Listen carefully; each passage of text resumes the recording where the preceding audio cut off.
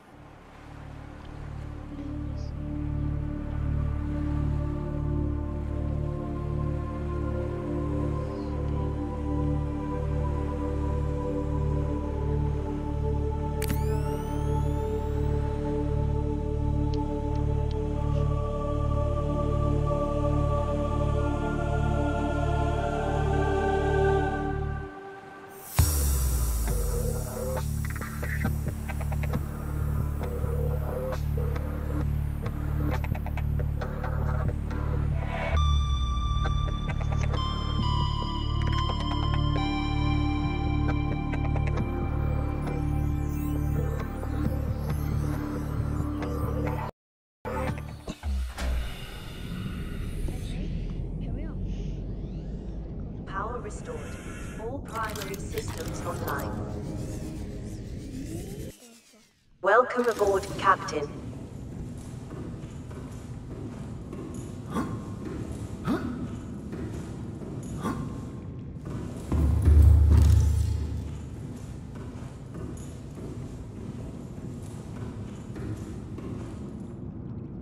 sorry guys. I thought my mic was muted. Big up it. Kitty cat.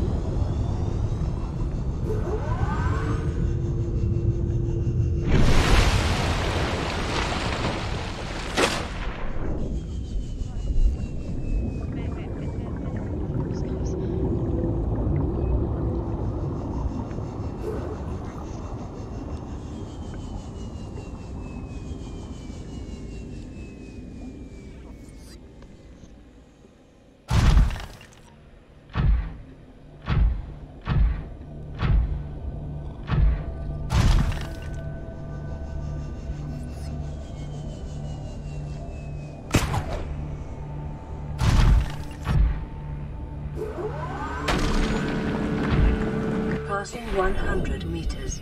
Oxygen efficiency decreased. Passing 200 meters. Welcome Oxygen aboard, efficiency Captain. greatly decreased.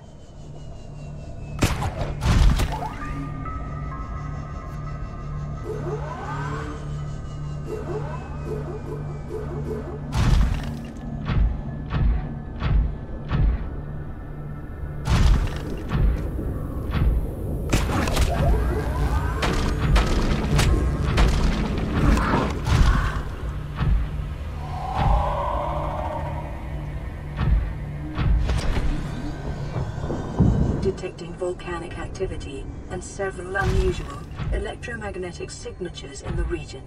Exercise caution when diving deeper.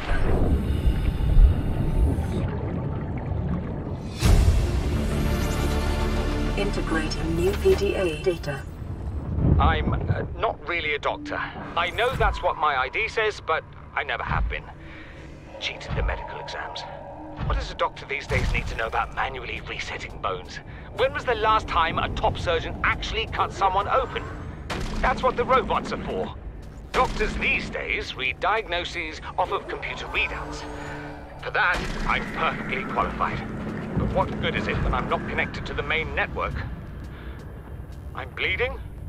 I've got glowing green pustules growing on my hands. I run a self-scan and it tells me I've got skin irritation. The only thing I studied in medical school was how to lie convincingly. What the hell do I know about how to treat an alien disease? I'm actually going to die down here.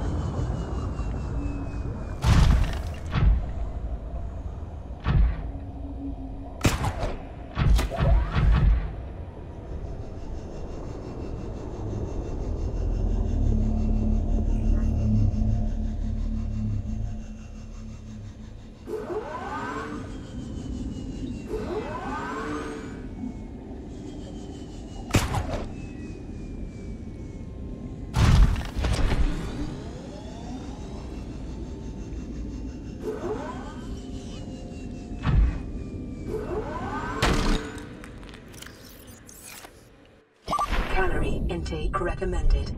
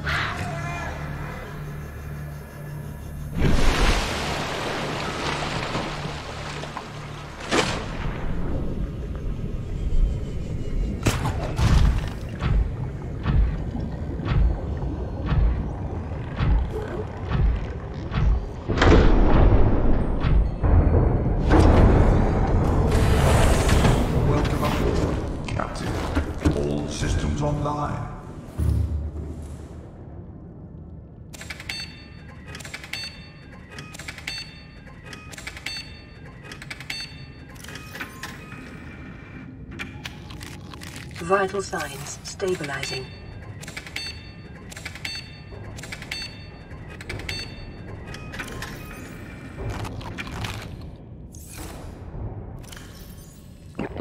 Vital signs stabilizing.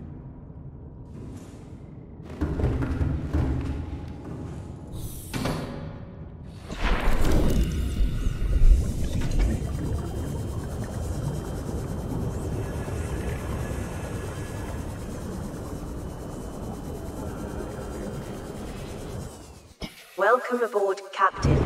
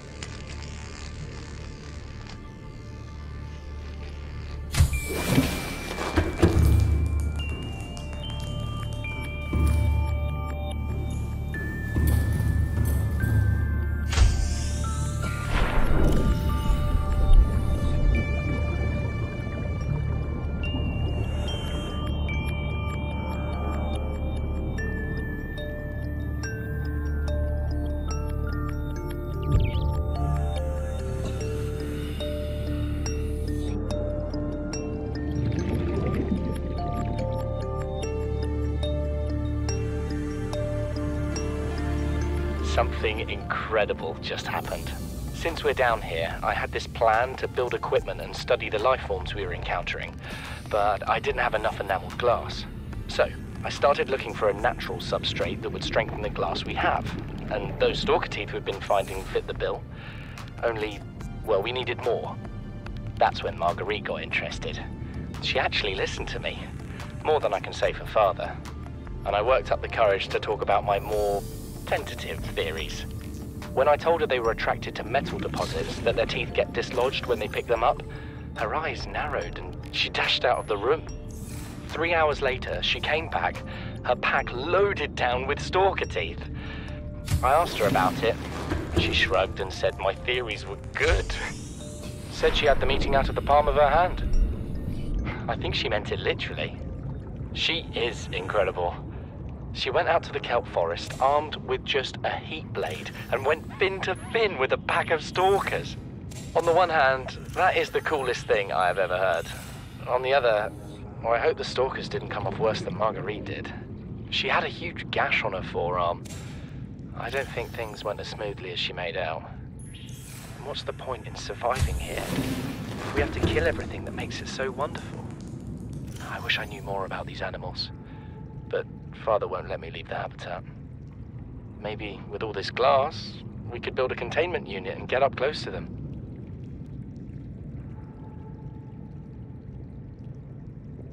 You know what Maida told me today? She wants to build a habitat 500 meters below sea level, more than a kilometer northeast of here. And she needs Bart and I to do it. She's got it into her head that she can save us if she just acts recklessly enough. But I've hauled Star Wars to Neptune, Plasteel to the Federation. This family operates 9 different mining colonies across the Ariadne Arm. Made her think she's better suited to lead. Her contract still says otherwise. But I just cannot damn well tell whether it's the stupidest idea I ever heard, or my only hope. I turned 80 years old last week.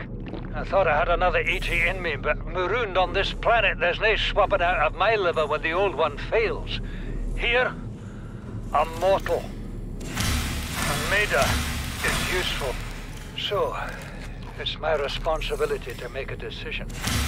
Return to the island and hope whatever knocked the Degazi out of the sky won't do the same to the rescue ship. Or take us deeper in search of answers. And all the while be hoping old age gets me before the sea monsters do. I'll give Maida just one thing. She was right about these caves. There's enough lithium there to fabricate 100 tons of plasteel. Enough for a damn fleet of Cyclops submarines. There was nothing anyone could have done to avoid crashing here. But I was right to order the detour. If we get off this planet, they'll be talking about the Torgal share price on the other side of the Federation.